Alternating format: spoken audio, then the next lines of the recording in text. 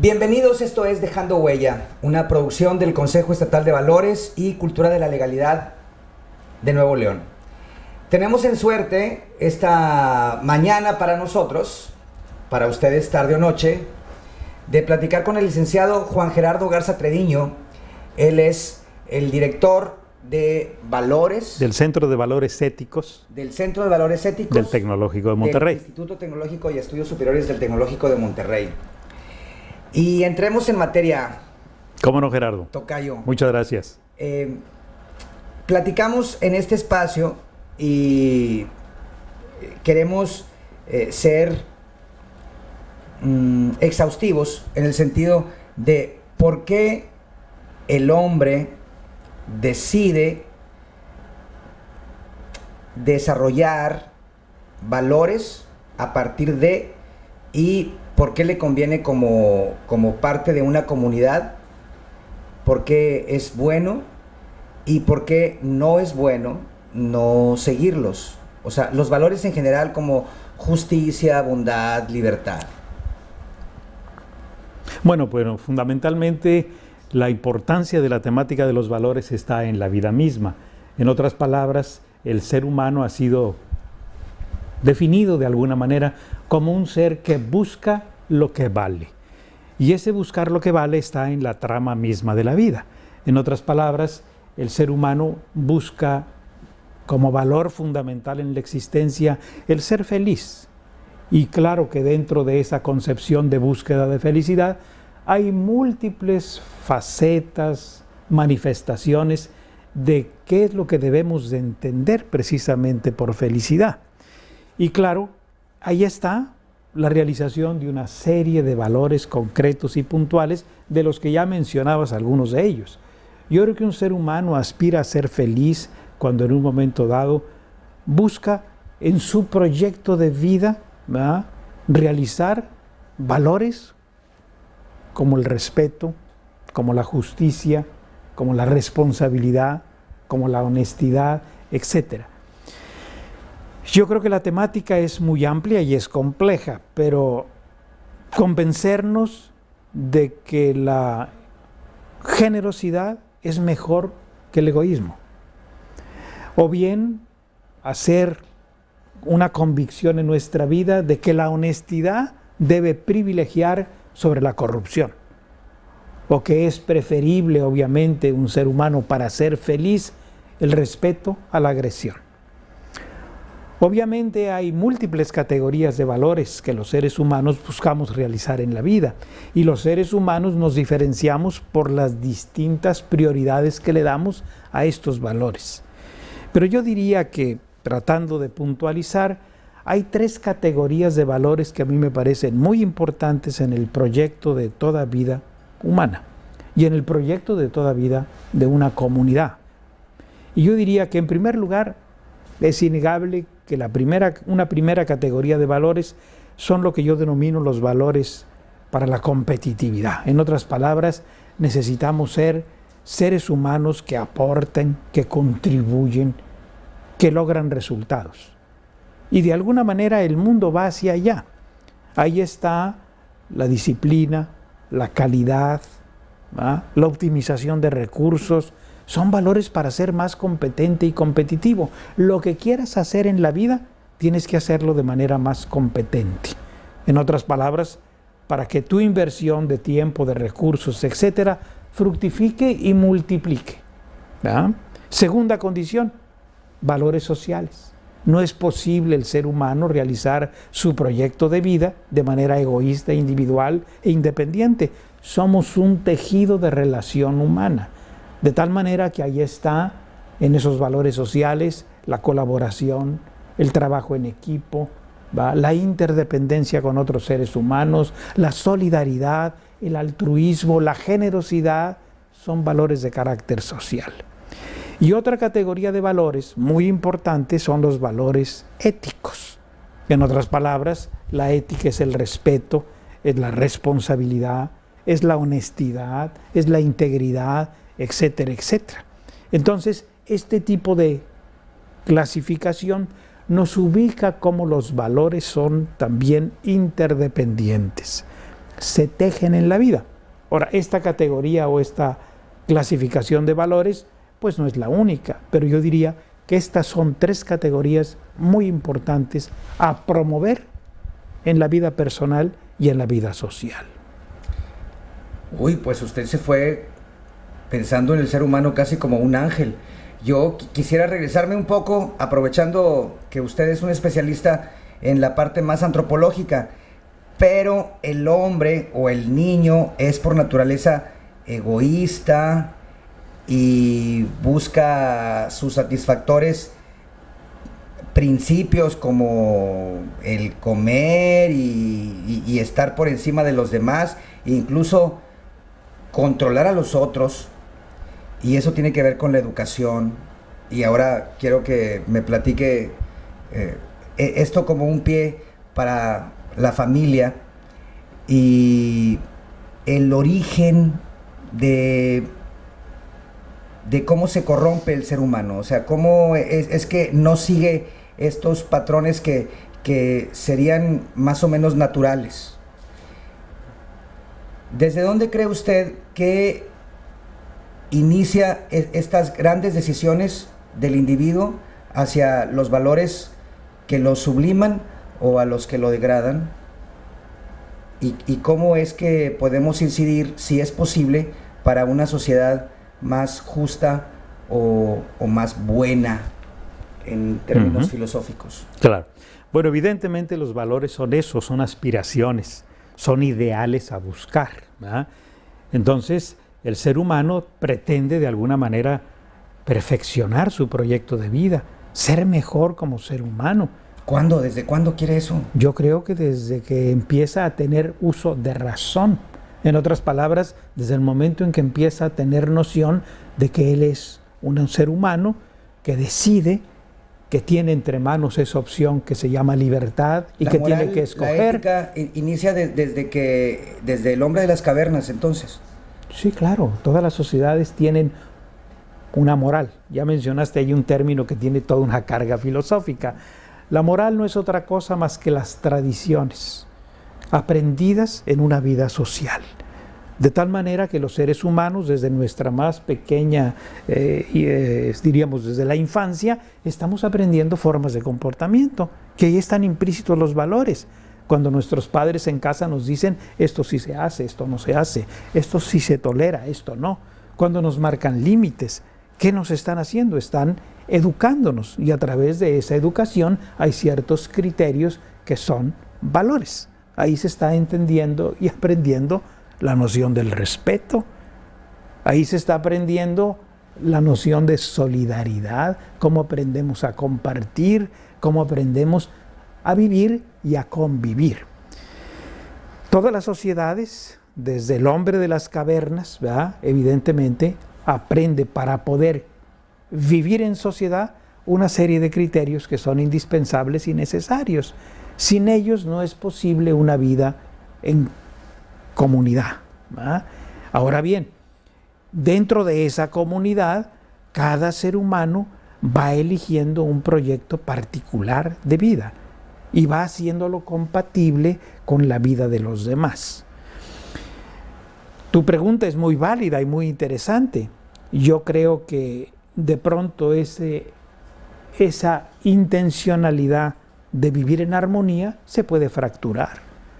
Esa intencionalidad de vivir en condiciones, diríamos, de no conflicto, se puede en un momento dado lastimar, evidentemente.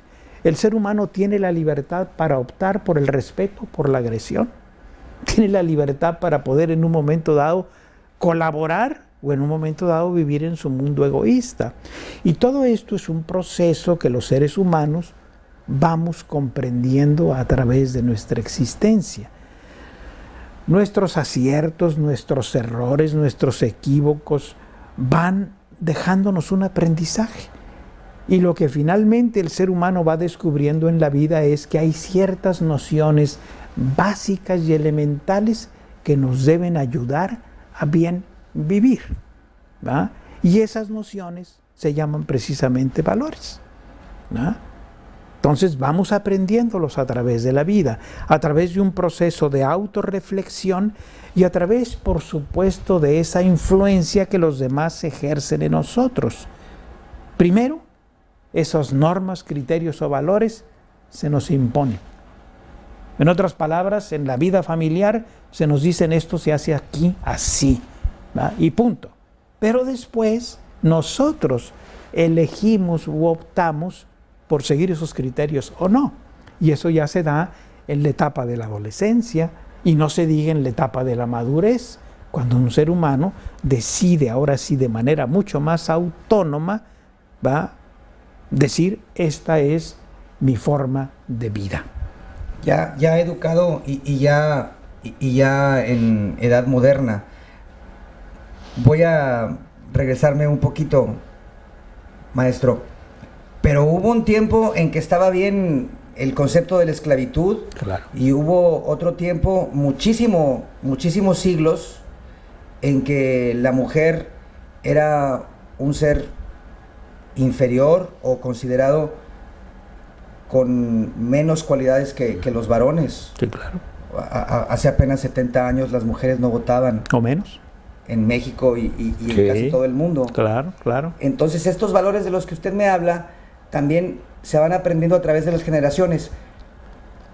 Un comentario acerca de eso y además preguntarle, entonces el hombre del siglo XXI, donde estamos viviendo ahora, es más justo, aprendemos más a partir de la heredad que los griegos de hace 15 siglos. Uh-huh. Bueno, son varias las cosas que ahí planteas y que son muy interesantes. O 25 siglos. Claro, por supuesto. Yo creo que los seres humanos precisamente vamos descubriendo con nuestro propio razonamiento y nuestra propia reflexión qué cosas son realmente correctas, qué cosas son justas y qué tradiciones, porque ahí está la moral, debemos descartar y sustituir. Tú me das dos ejemplos muy válidos. La esclavitud. Los griegos, a pesar de ser grandes filósofos, decían, bueno, pues los esclavos son los que trabajan.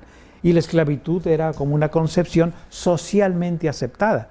Pero de pronto las propias sociedades y seres humanos en esas sociedades cuestionan esa forma de ser. Y esa tradición aceptada, incluso aceptada de manera general, incluso por siglos. Entonces en ese momento surge la ética. La ética es la moral pensada. Es cuando de pronto nos decimos, oye, ¿esto es correcto? ¿Será lo adecuado? Es cuando nos cuestionamos en distintas etapas, en las distintas sociedades, oye, ¿será justo que la mujer tenga que vivir en una segunda categoría?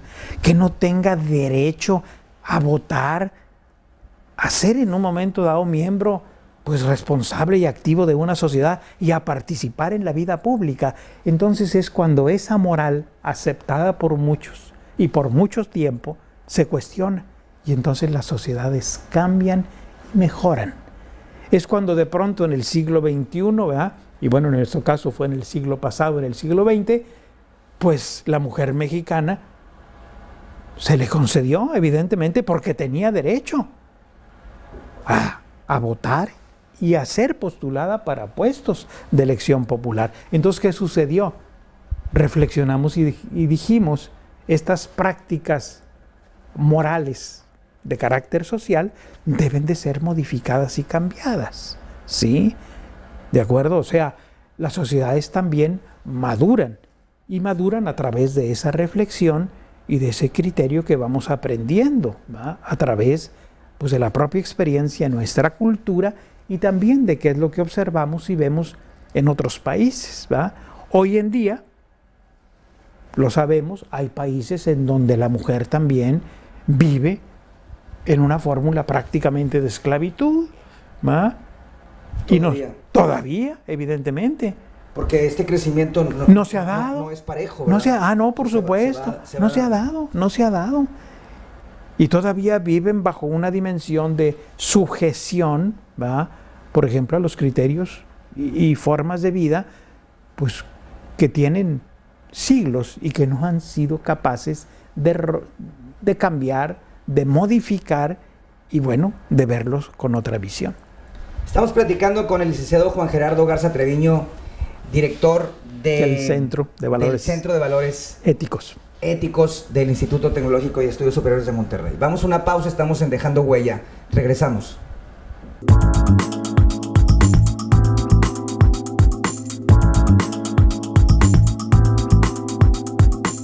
Regresamos, esto es Dejando Huella. Estamos platicando con el licenciado Juan Gerardo Garza Treviño, director del Centro de Valores Éticos del ITESM, del Instituto Tecnológico y Estudios Superiores de Monterrey. Tengo que preguntarle, maestro, sí, ¿cuál será entonces el origen de la maldad, de la corrupción, de las personas que deciden no seguir estos valores, los valores que parecieran naturales después de que el hombre entiende sus capacidades y decide en individuo y en comunidad, yo puedo acceder hacia estadios sublimes o más altos? Puedo ser generoso porque me conviene, puedo ser bondadoso porque me conviene y puedo ser justo porque me conviene vivir en sociedad. Hay quien decide no, porque a lo mejor pues le dieron palos y piedras en vez de manzanas cuando es niño. Y esa es una pregunta. Y la otra, para ahorrar tiempo, es entonces, a partir de lo que usted nos dijo en la primera parte de la entrevista, ¿podemos esperar una sociedad o una humanidad más justa dentro de 3 o 4 siglos? O sea, hay un desarrollo increciendo, vamos siendo mejores personas a través de los siglos, o la maldad o el vicio o la gente que pretende estar por encima de los demás es una cuestión absolutamente natural, naturaleza humana, siempre va a haber buenos y malos. Bueno, tus dos preguntas son muy importantes y bueno, tienen una gran complejidad para poder contestarlas, pero voy a procurar dar algunas pistas en esta reflexión y en esta conversación. Le agradezco. Yo creo que el primer punto o el primer aspecto que tiene que ver con el origen del mal, pues yo creo que tenemos que partir de una premisa. El ser humano tiene una condición en su propia naturaleza que se llama libertad. Y esa posibilidad de libertad significa que puede elegir por el bien o puede elegir por el mal, ¿va? No estamos predeterminados. La gran diferencia entre los seres humanos y las especies animales es que el animal tiene su vida genéticamente determinada y el ser humano no. El ser humano puede optar y puede optar por hacer el bien, por ayudar, por amar, o puede elegir la opción del odio, del resentimiento, de la agresión, de la violencia, etc. Eso está en la naturaleza humana. Ahora bien, estas condiciones que el ser humano puede optar, puede libremente elegir, nos llevan a una reflexión, ¿verdad? Bueno, ¿y de qué depende que exista esa condición de maldad, de intencionalidad de dañar a otros? Yo creo que los seres humanos formamos nuestro comportamiento mediante dos grandes, diríamos, medios. Uno de ellos es el aprendizaje en el medio social.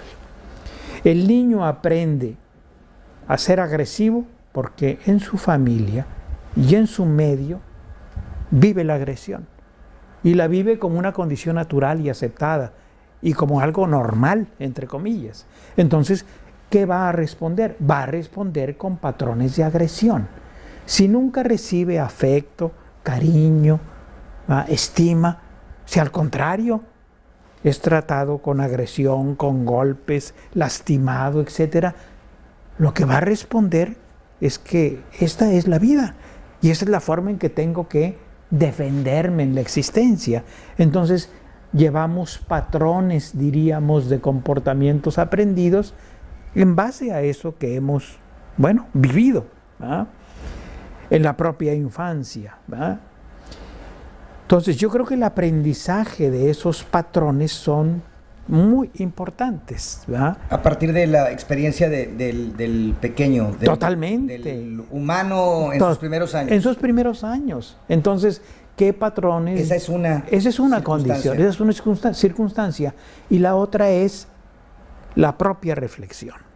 En otras palabras, el ser humano, aunque a veces en ese entorno y en ese contexto que le lastima, que le agrede, que le ofende, ¿verdad?, la propia conciencia a veces también surge, y entonces la persona puede decir de pronto: yo no debo ser así.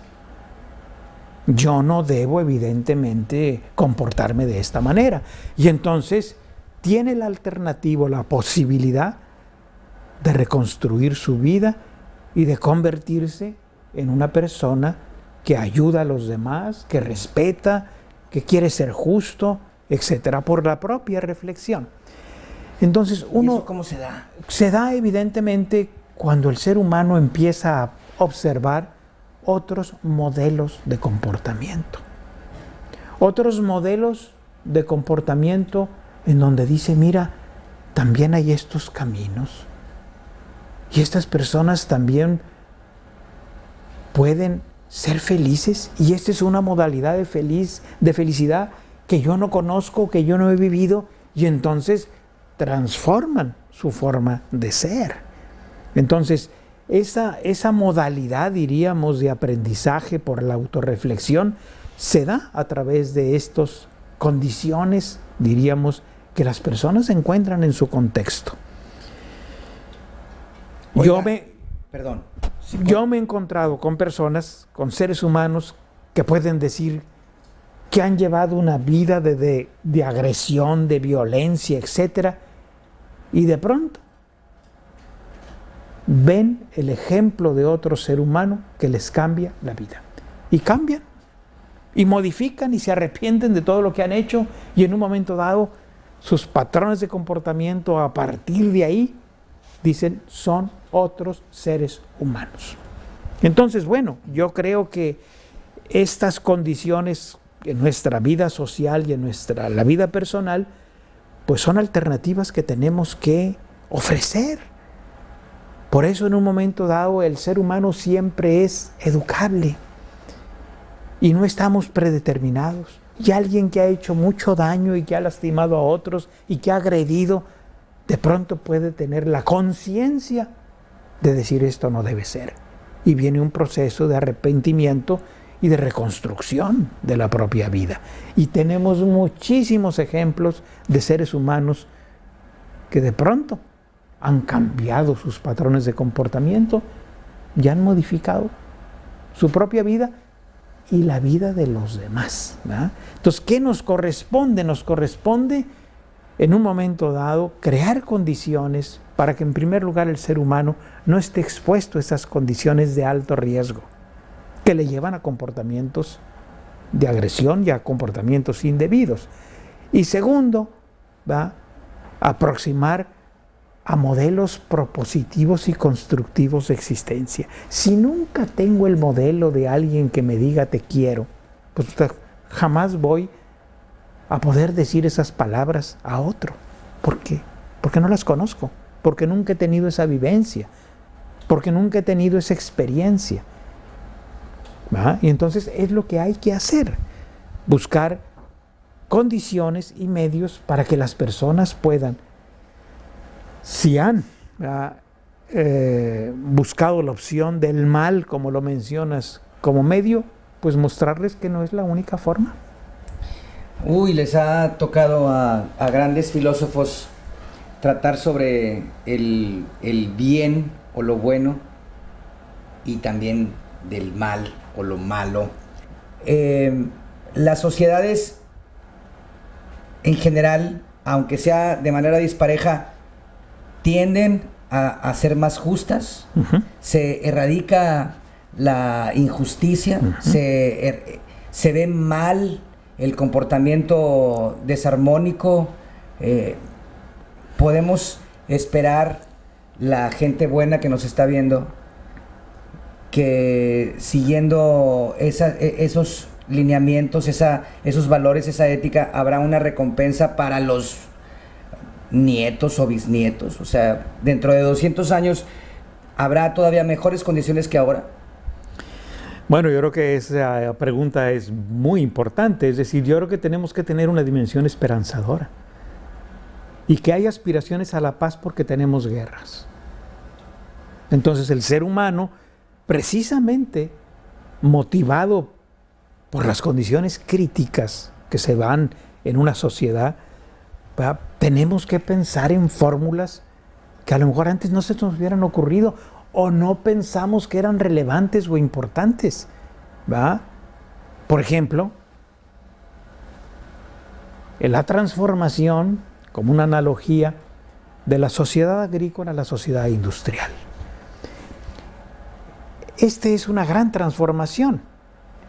Y bueno, cómo la vida cambia y los esquemas de trabajo cambian y cómo nos plantean distintos retos de cómo en una sociedad industrial tenemos que aprender a vivir y no podemos convertir el trabajo humano en una segunda esclavitud.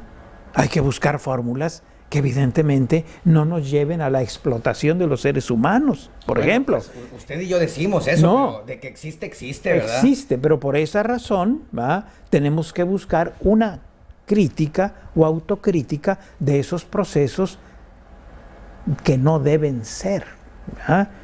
Entonces, mientras no perdamos esa dimensión de crítica y de autocrítica, los seres humanos podemos cambiar. En el momento en que nos volvamos totalmente indiferentes, en el momento en que el mal es tan generalizado que decimos, bueno, pues así tiene que ser, punto. Entonces en ese momento ya no hay cambio. Mientras tengamos, fíjese, yo creo que aspiramos a condiciones de carácter ético cuando mantenemos viva nuestra capacidad de indignación. La ética no es una teoría y una definición y una conceptualización filosófica, no, está en la vida diaria. Cuando de pronto decimos esto no debe ser, tenemos capacidad de cambio. Y claro, hay que buscar los mejores medios para poder modificar y cambiar esa realidad. Por lo pronto el decir, yo no participo, yo no contribuyo, yo no quisiera este tipo de realidad.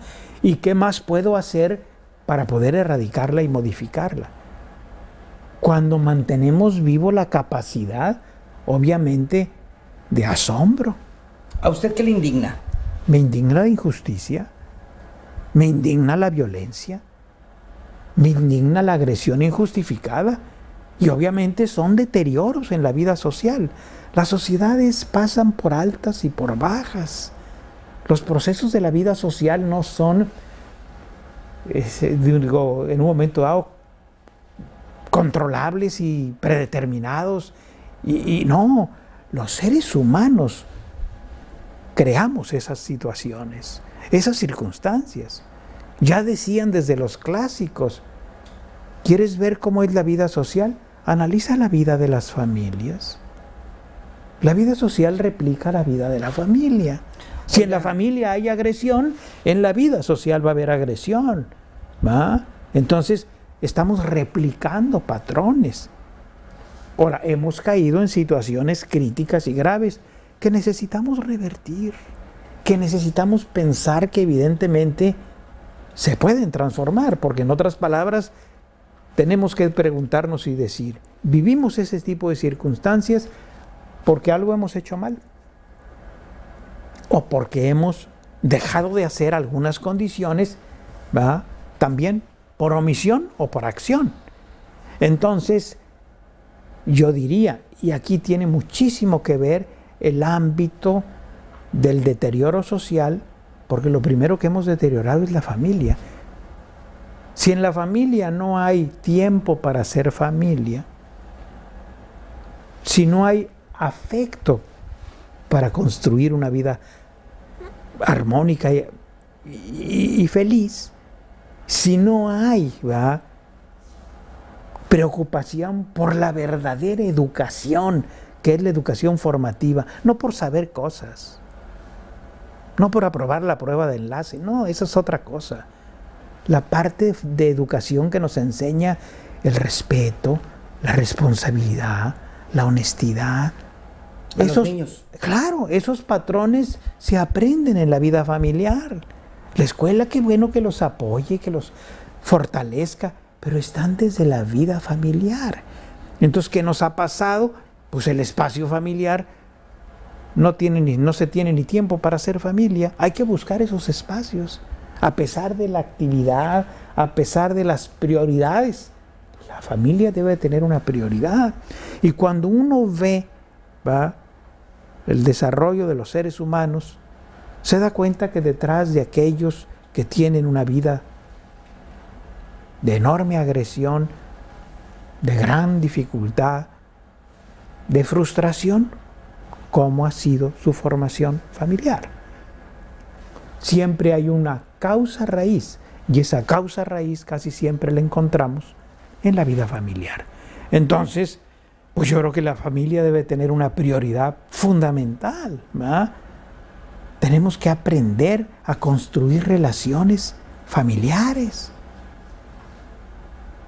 Y ahí no importa el nivel socioeconómico ni la estratificación social, no, en todos los niveles necesitamos reconstruir la familia. Eso es fundamental. Y claro, otros agentes como son la escuela, yo siempre he enfatizado que la escuela tiene que promover valores, que los maestros tienen que darse cuenta que además de enseñar muy bien la aritmética o las matemáticas o la geometría o la historia, tienen que ayudar a que esos seres humanos en formación entiendan el concepto de respeto, de disciplina, ¿ah?, de tolerancia, de convivencia constructiva. Eso es más importante. Lo que verdaderamente va a trascender en el futuro es si ese ser humano ha aplicado esas nociones para su propia vida, pues va a construir una dimensión personal y social diferente y distinta. Y qué bueno que además... ¿Y para allá va la tendencia? Yo creo que sí. Nos falta muchísimo. Y yo creo que tenemos que... Las dependencias que tienen que ver con la educación tienen que ver hacia el mundo y ver qué se está haciendo en otra cosa. El otro día revisaba un documento de el Ministerio de Educación de Singapur, que tiene una sociedad con altos niveles de resultados, de competitividad, de logros. En el Ministerio de Educación, ¿cuál es el objetivo final y primordial? El más importante que busca en los niños al terminar la primaria, que distingan lo que es honesto y deshonesto. Ese es el principal objetivo. Ah, caray, están focalizados en lo realmente relevante y tienen condiciones de carácter valorativo en la secundaria, que el que termine secundaria tenga realmente una noción clara y comprometida de lo que significa el respeto y la responsabilidad. Vale, pues bueno, que tenemos que aprender. Pues tenemos que aprender mucho. Vamos a una pausita, ¿qué le parece? Claro que sí, Estamos por supuesto. Dejando Huella platicando con el licenciado Juan Gerardo Garza Treviño, director del Centro de Valores Éticos del INTESM. Vamos a platicar en una última cuestión sobre su propia familia y por qué se dedica a esto. ¿Qué le parece? Claro, cómo no. Regresamos. Con mucho gusto.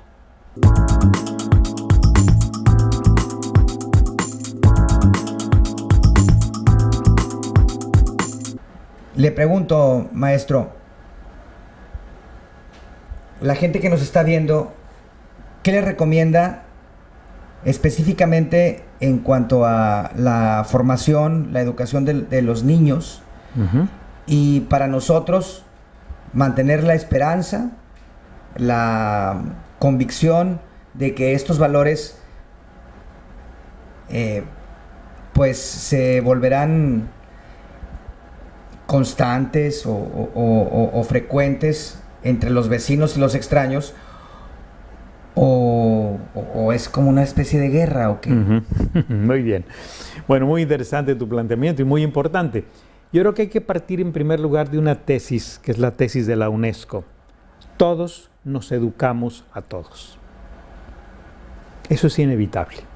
De tal manera que el ser humano recibe una educación de todos aquellos que le rodean. De manera particular, hay un espacio privilegiado que es precisamente la familia, que es el espacio inmediato, en donde aprendemos muchas cosas y aprendemos a crecer, obviamente, como seres humanos, como personas.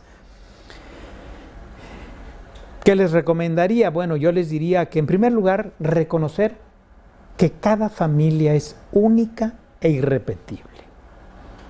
En otras palabras, cada familia, cuando una pareja decide formar un hogar, pues cada quien trae su propia historia y trae sus propios antecedentes y deciden formar una familia tratando de rescatar lo mejor de aquello que han aprendido en su propio espacio familiar.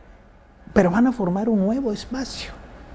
Y ahí se van a poner de acuerdo en cómo quieren que esa familia viva y cómo quieren educar precisamente a los miembros de esa familia. Yo les diría, si la pregunta es ¿qué recomendaciones? Pues yo creo que muchas de esas recomendaciones es procuremos darle a nuestros hijos aquello que nuestros padres sí nos dieron: tiempo, afecto, compañía. Yo creo que esos son factores fundamentales. Yo creo que el ser humano aprende a educar casi con sentido común. Hoy, claro, hay escuelas para padres. Nuestros padres o nuestros abuelos no tuvieron ninguna escuela para padres. ¿Cómo actuaban? Con el menos común de los sentidos, con el sentido común. Y en otras palabras, ¿qué tengo que hacer para educar en mi familia?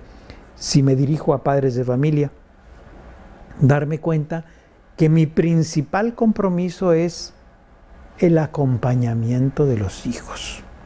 Y ese acompañamiento significa, bueno, pues estar cerca de ellos y de alguna manera darme cuenta que ese acompañamiento cambia a través de las etapas de la vida. No es lo mismo el acompañamiento cuando son unos bebés, que requieren de nuestro afecto, de nuestra proximidad, de nuestro cariño, incluso manifiesto, al acompañamiento que se da en la adolescencia, cuando los seres humanos buscan ser independientes, buscan definir su propio proyecto de vida, al acompañamiento cuando son adultos nuestros hijos o cuando se casan y forman su propia familia, y hay otro tipo de acompañamiento, pero finalmente se da. Acompañar significa siempre es estar de alguna manera próximo para decir, aquí estoy para lo que se te ofrezca. Y hay ocasiones en que ese acompañamiento exige una intervención directa y concreta. Y ahí van algunas recomendaciones. Por ejemplo, una de las recomendaciones muy importantes que yo juzgo desde mi propia visión, puede haber otras perspectivas, es que los papás, sobre todo en las primeras etapas de la vida, debemos de aprender a fijar límites. Fijar límites significa definir qué cosas no pueden hacerse, qué cosas, si tú actúas de esta manera, dañas o lastimas a otros. Tienes que fijar límites. Y fijar límites es darte cuenta que en la vida tú tienes que definir qué cosas te corresponde hacer y qué cosas no te corresponde hacer. Hoy te fijo los límites en la familia, después tú te los vas a fijar. Tú vas a marcar ciertos límites, ¿para qué? Para influir de manera y convivir de manera respetuosa con otros. No puedo agredir a otros, lastimar a otros, interferir en sus vidas. Tengo que definir mis límites. ¿Qué me corresponde hacer? Yo creo que otra de las condiciones muy importantes es enseñarle a los hijos a ser agradecidos. Uno de los valores que hemos perdido muchísimo en la época contemporánea es no sabemos decir gracias. No sabemos de pronto en la propia casa darle las gracias a la mamá o al papá por lo que significan, por lo que hacen por nosotros. Dar las gracias es tomar una perspectiva y un horizonte en la vida que nos va a ayudar muchísimo. Ser agradecidos. Y después le voy a agradecer al compañero de trabajo que me puede orientar o apoyar, o le voy a agradecer al que de pronto me orienta o me da una información que no tengo. Aprender el agradecimiento es fundamental en la vida. Nos ayuda a aprender a convivir. Yo creo que también es muy importante, como recomendación, el dedicarles tiempo.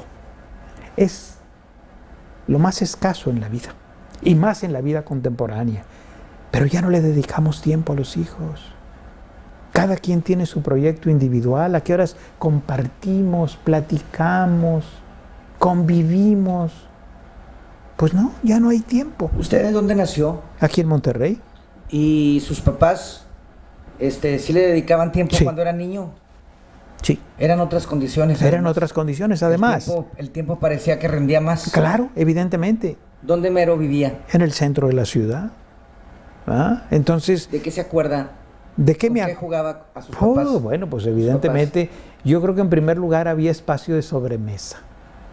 ¿Ah? Entonces yo creo que era un espacio para platicar, para ver cómo te había ido, para ver qué habías aprendido en la escuela, oye, para ver qué pendientes tenías que hacer, ¿verdad?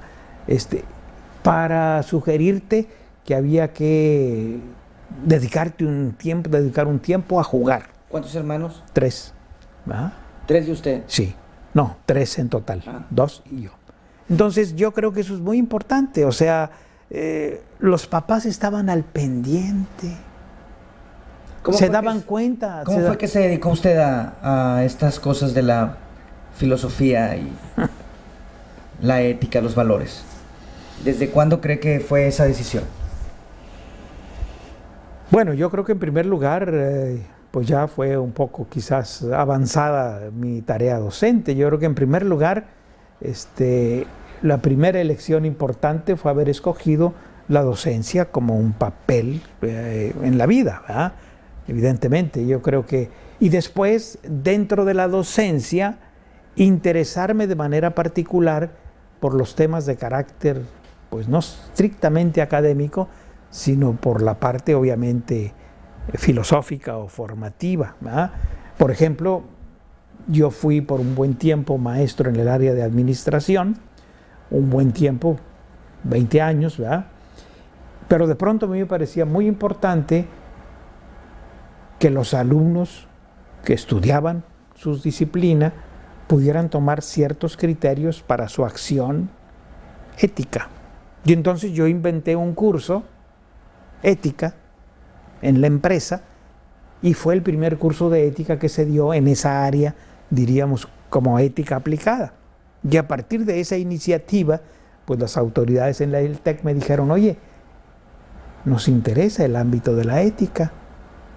¿Qué te parece si formamos un centro que tenga que ver con esta disciplina? Bueno, pues yo ni siquiera me lo propuse, ¿verdad? Yo estaba trabajando en un ámbito concreto. ¿Cuál es el objetivo de este centro? Yo creo que precisamente el promover los valores éticos, que son la honestidad, la responsabilidad, primordialmente, el respeto, ¿verdad? La integridad. Y claro, este centro tiene una afinidad concreta con la misión del tecnológico. Nuestra misión como institución habla precisamente de formar profesionistas íntegros y éticos. Y nos dimos cuenta que esa es la gran carencia que tenemos en este país. Como ya lo mencionabas hace un rato, bueno, el problema es que en nuestro país predomina la corrupción. Pues tenemos que revertir esta condición. ¿Por qué razón? Porque la corrupción deteriora el sistema social y deteriora las vidas de los seres humanos. No es posible pensar que hay que tener éxito solamente a través de la tranza. Pues el grave problema es que lo hemos generalizado en tal manera, y lo vemos en los medios de comunicación, como lo más común, ¿va? Pues es la corrupción, es transar. Y obviamente ese es el criterio del éxito. Pues caray, siendo así, pues no tenemos futuro. Tenemos que revertir esas condiciones. Y esto no es un diagnóstico nuevo. Hace 25, casi 30 años, el gobierno de la República, la presidencia, le encargó a un especialista, Russell Ackoff, investigador de la Universidad de Pensilvania, que diera un diagnóstico por qué México no era un país desarrollado. ¿Qué dificultades había? Y en ese diagnóstico, hace 30 años, casi 30 años, Russell Ackoff menciona el primer factor, la corrupción. Por eso no somos desarrollados. ¿Por qué razón? Porque buscamos los atajos, dar kilos de 800 gramos para poder ganar, transarme al otro, ¿va? No, pues por favor, ese tipo de condiciones, aunque nos provoquen un beneficio individual, egoísta y de corto plazo, eso no genera desarrollo. Entonces yo creo que el tecnológico vio con mucha anticipación hace 20 años la idea de decir, tenemos que promover, inculcar en nuestros egresados condiciones de carácter ético. Y claro, esto yo creo que nos adelantamos a las universidades, no solamente mexicanas, sino yo creo de América Latina, de decir, los criterios éticos son importantes y son relevantes. Tenemos que privilegiar la honestidad, la veracidad, la responsabilidad, el respeto. Qué bueno que tengas nociones, conocimientos, herramientas, metodologías para ejercer tu profesión, pero tienes que ejercerlas con criterios éticos. Si no, ese éxito no perdura, ese éxito no se sostiene. Muy bien. Bueno, pues platicamos con el licenciado Juan Gerardo Garza Trediño, director del Centro de Valores Éticos del ITESM.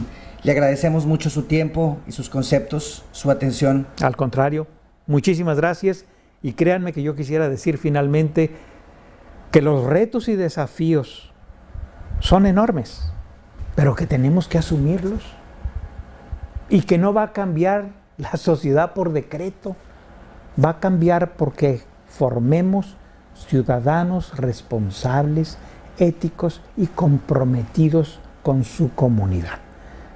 Yo creo que la clave está en una palabra: participación. La participación implica un cambio.